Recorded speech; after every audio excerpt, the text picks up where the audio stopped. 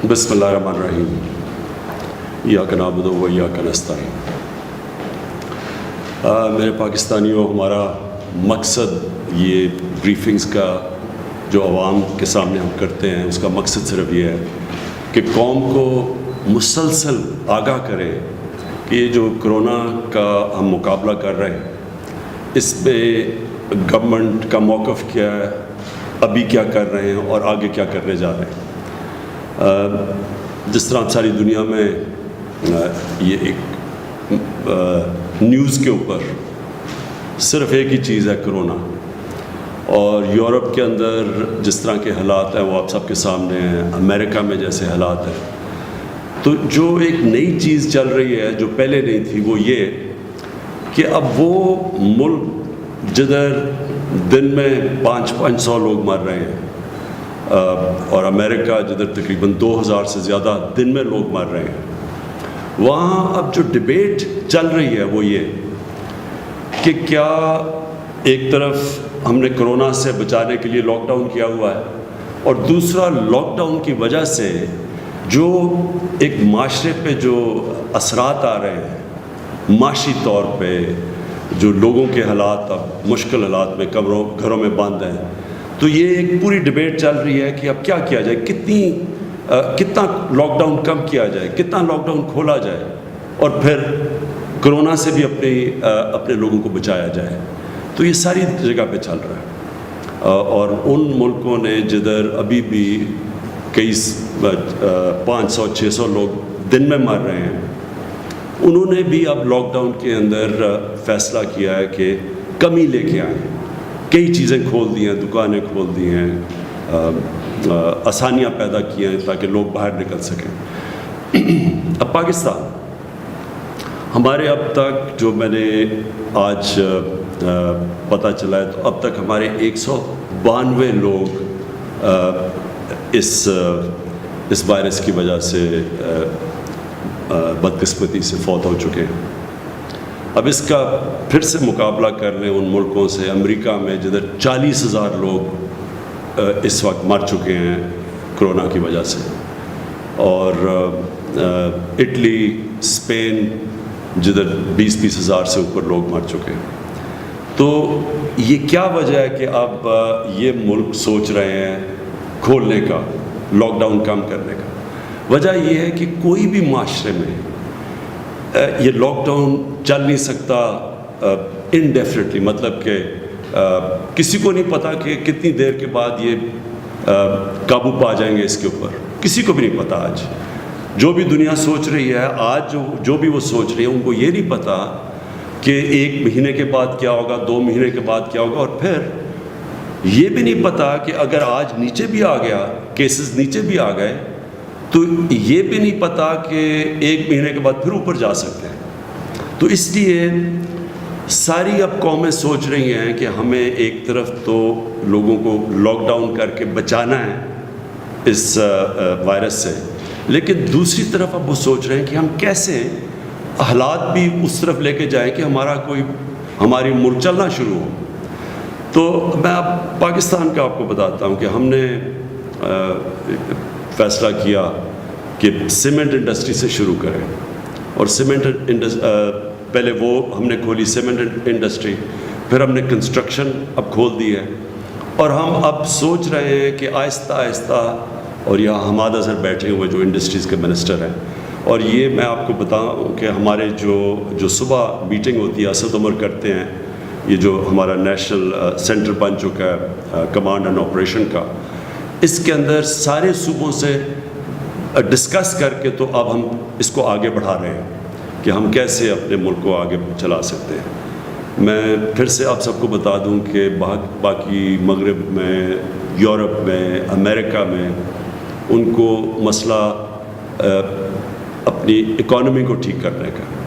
ہمارا مسئلہ یہ ہے کہ ہماری اکانومی جس طرح مشکل میں اب پھنس گئی ہے اور حالات برے ہیں، ہمیں اپنے لوگوں کو غربت سے بچانا ہے، اور غربت اور بھوک سے۔ تو ہمارا چیلنج ان سے زیادہ بڑا ہے، اور اس لیے ہم اپنے ملک کو سامنے رکھتے ہوئے یہ مسلسل آپس میں ڈیبیٹ کر رہے ہیں کہ ہم کیسے اپنے لوگوں کے لیے آسانیاں پیدا کر سکتے ہیں۔ تو اس کے بعد ہمارے اسد عمر بھی آپ سے بات کریں گے جو کہ نیشنل کمانڈ میں سارے صوبوں سے کوآرڈینیشن کر کے چل رہے ہیں. حماد آپ کو انڈسٹری کا بتائیں گے. جو ہمارے پاکستانی باہر پھنسے ہوئے ہیں اور یہ ہم سب کو بڑا تکلیف ہے کہ ہم ان کو جلدی ملک میں نہیں لا سکتے, اس کے لیے معید آپ کو بات کریں گے. ڈاکٹر فیصل آپ سے جو کہ اس وقت کرونا کہ کس طرح پاکستان میں جا رہی ہے, اس کا جو پھیلاؤ ہے وہ کیسے جا رہا ہے, اور ڈاکٹر فیصل کہ یہ بھی کہ آگے اگلے مہینے تک کہ کیا سمجھتے ہیں کہ پاکستان میں حالات ہوں گے.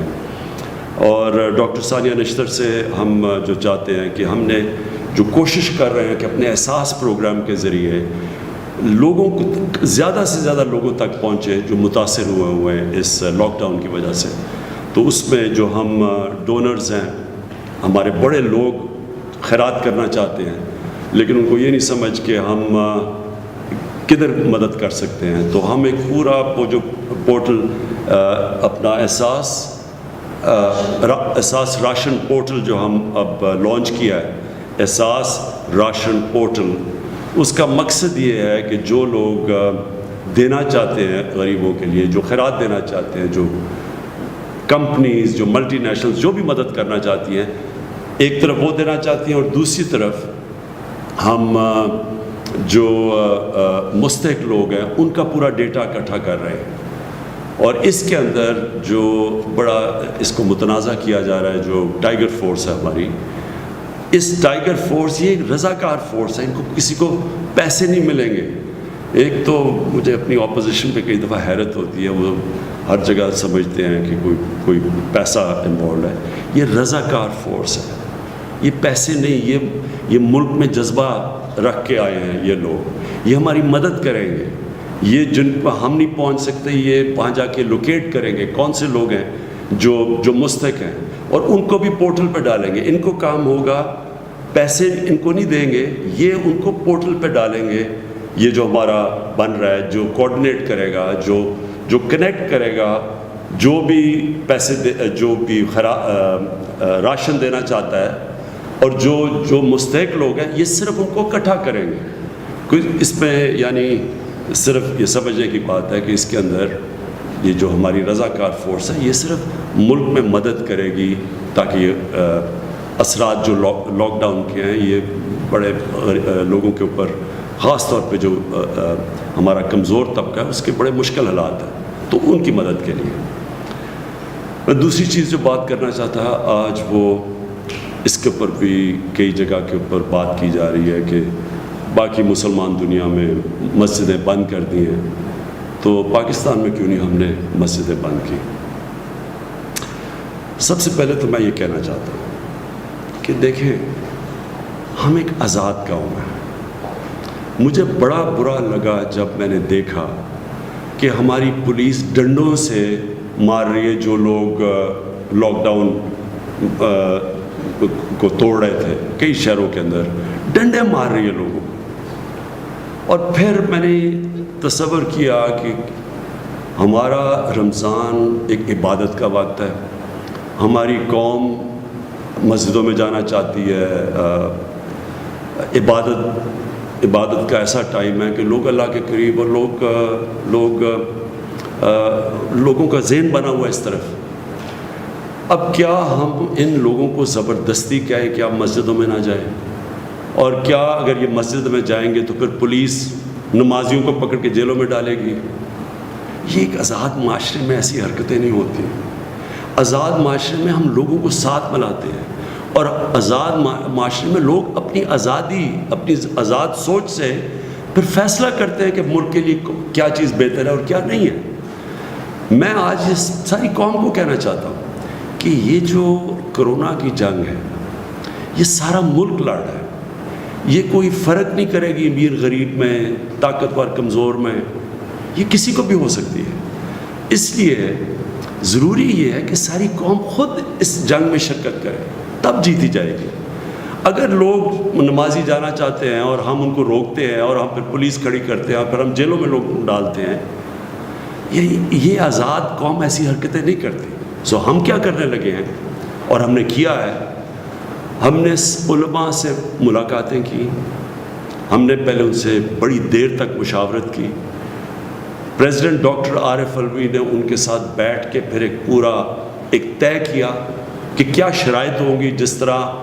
جن شرائط کے اوپر ہم مسجدیں کھولیں گے. 20 نکات کے اوپر سارے علماء نے سائن کیا، اور اس میں یہ ہے کہ ہم وہ ساری جو ہم فیکٹریاں کھولیں گے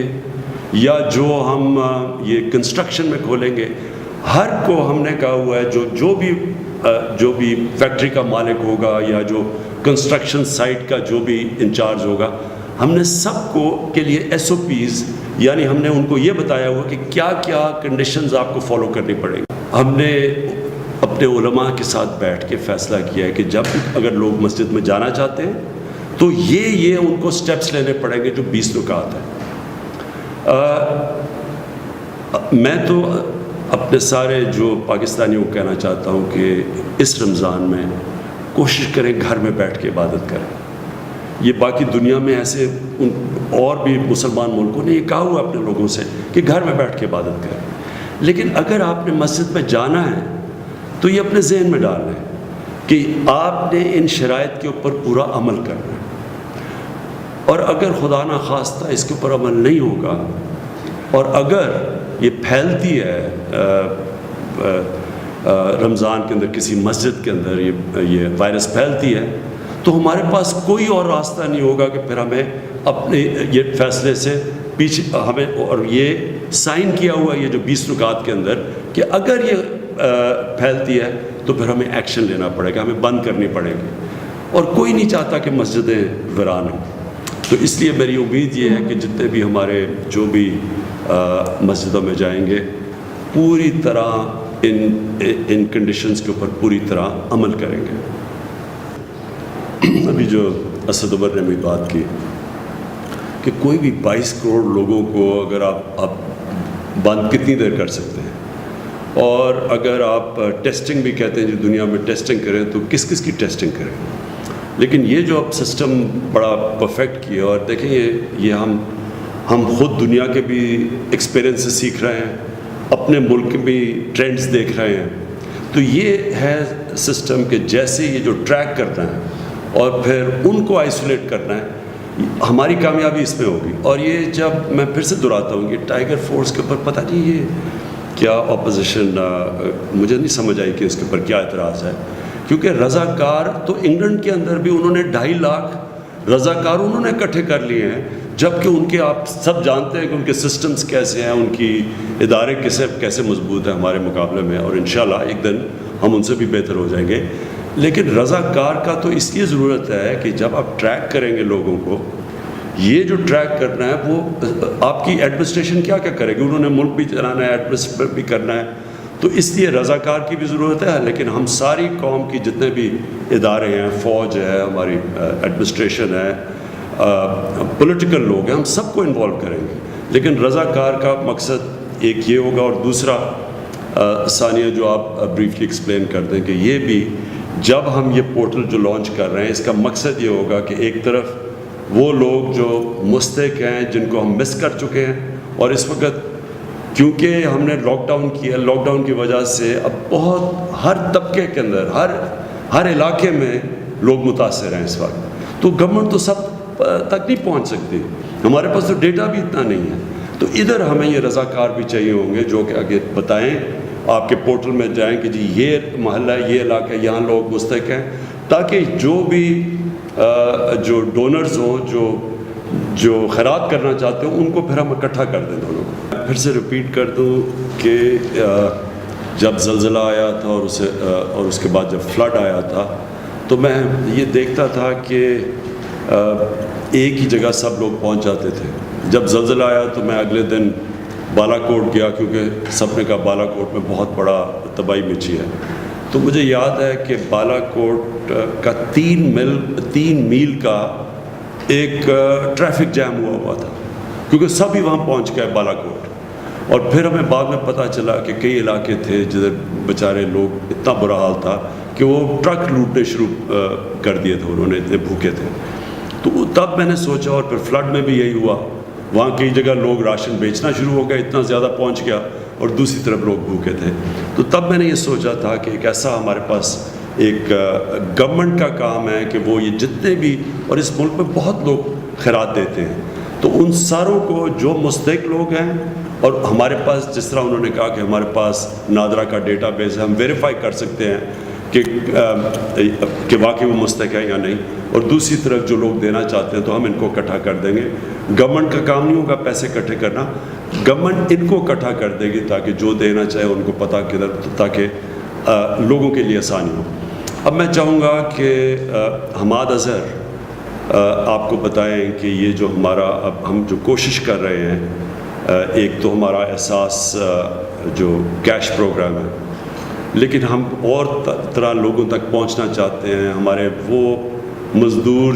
اور جو دہاڑی دار جن کے پاس کوئی ریکارڈ نہیں ہے، ان تک ہم کیسے پہنچ سکتے ہیں، اور وہ جو چھوٹی بزنس اسمال اور میڈیم جنہیں کہتے ہیں، جو بری طرح متاثر ہوئے ہو، تو ان کے لیے حماد اظہر آپ کو بتائیں گے کہ وہ کیا ان کے لیے پلان بنا رہے ہیں. دیکھیں، میں جو ہمارے باہر پاکستانی ہیں، میں ہمیشہ سمجھتا ہوں کہ یہ ہمارے ملک کا سب سے بڑا احساس ہے، لیکن مجھے یہ کہنا پڑتا ہے کہ مجھے بڑے افسوس سے کہنا پڑتا ہے کہ آپ وہ جو واپس آنا چاہتے ہیں، جو پھنس گئے ہیں، وہ بڑی مشکلوں میں ہیں. اور مجھے اپنی لیبر کا احساس ہے، کیونکہ ان ملکوں کے اندر جدھر یہ مڈل ایسٹ میں ہمارا لیبر گیا ہوا ہے، ادھر اس وہاں لاک ڈاؤنز کی وجہ سے وہ بے روزگار ہو گئے ہیں اور وہ آنا چاہتے ہیں واپس. مشکل یہ ہے کہ اس وقت ہمیں خوف یہ ہے، اور ہمارے صوبوں کو یہ خوف ہے کہ اگر یہ ایک دم واپس آئیں گے تو یہاں نہ ہم اتنے زیادہ ہمارے پاس فیسلٹیز کوارنٹین کی نہیں ہوگی، اور بڑھانے کی کوشش کر رہے ہیں، تو ڈر یہ ہے کہ یہاں نہ پھیل جائے اور نہ پھیل جائے. تو اس لیے ہم پوری احتیاط کر رہے ہیں. لیکن میں آپ کو یقین دلاتا ہوں کہ ہمیں پورا احساس ہے. سارا وقت ہم یہی سوچ رہے ہوتے ہیں کہ ہم کیسے زیادہ اپنے پاکستانیوں کو واپس لے کے آئیں. آخر میں صرف پھر سے اپنی قوم کو ایک چیز کا احساس دلوانا چاہتا ہوں کہ جب بھی مشکلات آتی ہیں کسی قوم کے اوپر، تو اس قوم کا ایک امتحان ہو جاتا ہے. اور یہ جو اس وقت یہ جو کرونا وائرس ہے، یہ دنیا میں جس طرح پھیلی ہے، ہر ملک کا امتحان ہے. اور آپ دیکھ رہے ہیں، کیونکہ اب تو ٹی وی کے اوپر ساری دنیا میں کرونا کے اوپر ہی سارے پروگرام ہوتے ہیں. آپ دیکھ رہے ہیں کہ دنیا کے ملک کیسے اس کا مقابلہ کر رہے ہیں. اور میں جب بھی اللہ کرے جب بھی یہ وائرس کنٹرول ہوتی ہے یا دنیا اس کو فتح کر لیتی ہے، تو دیکھا یہ جائے گا کہ ہر ملک نے اپنے وسائل کے اندر رہتے ہوئے کیسے اس کا مقابلہ کیا. انسانی معاشرے میں اور جانوروں کے معاشرے میں کیا فرق ہے؟ انسانی معاشرہ ہوتا ہی وہ ہے جس میں انسانیت ہے، یعنی کہ وہ فکر کرتا ہے کمزور طبقے کی. وہ طاقتور، جس طرح مدینہ کی ریاست میں لوگوں کو بار بار یہ یاد کرواتا ہوں کہ مدینہ کی ریاست کی سب سے بڑی خوبصورتی کیا تھی. وہ دنیا کی پہلی ریاست بنی تھی جو فلاحی ریاست تھی، جدھر کمزور کی ذمہ داری ریاست نے لی تھی، اور جدھر جب مہاجر بالکل کسی چیز کے بغیر پہنچے تھے مدینہ، تو انصار نے ان کی ذمہ داری لی تھی. یعنی کہ مشکل وقت میں انسانیت دکھائی تھی. ہمارا بھی یہ ٹیسٹ ہے، دنیا کا بھی ٹیسٹ ہے. ہمارے سے وہ ملک جن کے پاس کتنے وسائل ہیں، آپ وہ دیکھ لیں کہ وہاں کیا حالات ہیں آج. اور ہمارے پاس وسائل کی کمی کے باوجود آپ یہ دیکھ رہے ہیں کہ یہ کیسے ہم اس کا مقابلہ کر رہے ہیں. لیکن قوم کو میں یہ بتانا چاہتا ہوں کہ آخر میں ہمارا ٹیسٹ یہ ہوگا، اللہ یہ دیکھ رہا ہے کہ ہم اپنے کمزور طبقے کا کیسے دھیان رکھتے ہیں. کیا ہم ایک وہ قوم ہیں جو اسلام کے نام پہ بنی تھی، اور جو مدینہ کی ریاست یعنی کہ ایک اسلامی فلاحی ریاست جس میں انسانیت ہے، جس میں احساس ہے، تو یہ ہمارا امتحان ہے. اور میں ابھی بھی کہتا ہوں کہ ہم جیتیں گے یہ جنگ تب جب یہ وائرس ختم ہو یا اس پر قابو پائیں، کہ اس ملک میں غربت نہ بڑھ جائے. اور میں پھر سے یہ کہتا ہوں کہ وہ کبھی بھی ملک ترقی نہیں کرتا جدھر ایک تھوڑے سے ایک امیر لوگوں کا جزیرہ ہوتا ہے اور غریبوں کا سمندر ہوتا ہے. تو ہمارا امتحان یہ ہے کہ ہم ایک پوری قوم مل کے کیسے ان لوگ جو بڑے لوگ مشکل میں، آج لاک ڈاؤن کی وجہ سے بہت لوگ مشکل میں ہیں. مجھے پہلے دن سے خوف یہ تھا کہ ہمارے یہاں وائرس سے اتنا خطرہ نہیں جتنا لاک ڈاؤن کی وجہ سے لوگوں کو بھوک اور غربت کا خطرہ ہے. مجھے تب بھی تھا اور مجھے آج بھی ہے، اور مجھے بلکہ آنے والے دنوں میں میری پوری گورنمنٹ کی کوشش ہوگی کہ ہم پوری طرح اپنے نچلے طبقے کی حفاظت کریں. ہم نے یہ جو اسمگلنگ کا ایک آرڈیننس لے کے آئے ہیں، اسمگلنگ کے خلاف، ہم نے یہ جو ذخیرہ اندوزی کے خلاف آرڈیننس لے کے آئے، اس کا مقصد ہی یہ ہے کہ اگر یہ تھوڑے سے لوگوں نے پیسہ بنانے کی کوشش کی لوگوں کے اوپر، اس مشکل حالات کو سامنے رکھتے ہوئے پیسہ بنایا، ذخیرہ اندوزی کی، اسمگلنگ کی، ریاست ان کے اوپر وہ سختی کرے گی جو کبھی پاکستان میں پہلے نہیں ہوا. اور آپ آنے والے دنوں میں دیکھیں گے کہ میں ان کو قومی مجرم سمجھتا ہوں کہ جو لوگوں کی تکلیفوں سے فائدہ اٹھائیں گے. ہماری پوری قوم کی اب کوشش ہونی چاہیے کہ ہم یہ جب تک یہ جاتا ہے 1 مہینہ 2 مہینے 3 مہینے ہم نہیں کہہ سکتے، کوئی نہیں اس وقت کہہ سکتا، لیکن ہماری پوری کوشش ہونی چاہیے کہ یہ جو مشکل وقت میں ہمارے کمزور طبقہ ہے، ساری قوم مل کے ان کی مدد کرے. پاکستان پائندہ باد.